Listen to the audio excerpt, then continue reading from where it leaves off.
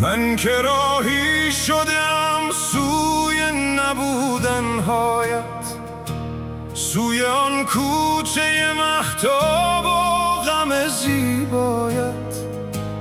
آمدم تا ز غمت گردنم آویزه کنم، عطر صد خاطره را در دلم انگیزه کنم. آمدم تا که به آغوش تو آرام کنم، یاد صد خاطره با یاد دل آرام کنم.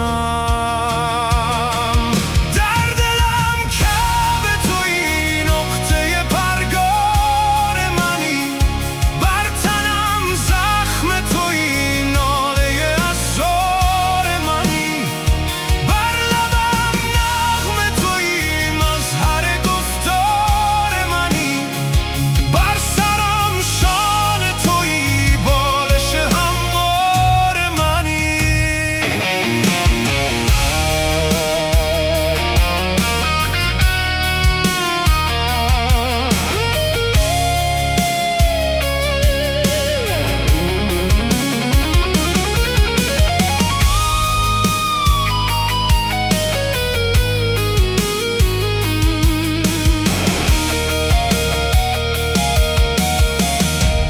طاق ابروی کمانت که مرا خانه نشد، شانه ات زاری غمهای مرا شانه نشد.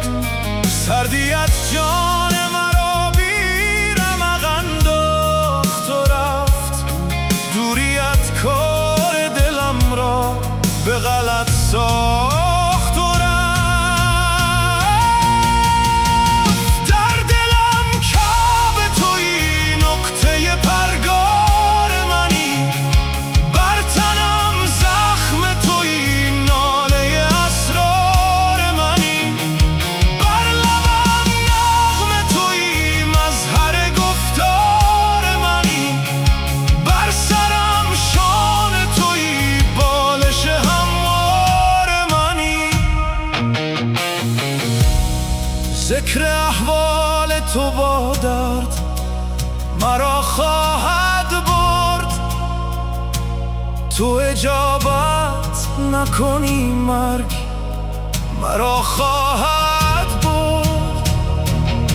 مرگ سختی که مرا از غم تو راحت کرد، مرگ سختی که تو را نیز به دل خواهد کرد.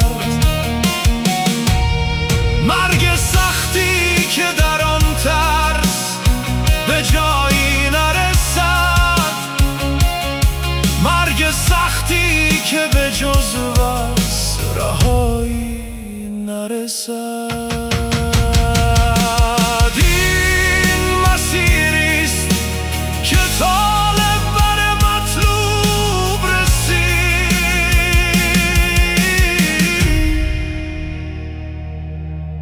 راه دیگر به غلط رفتم آشوب رسید.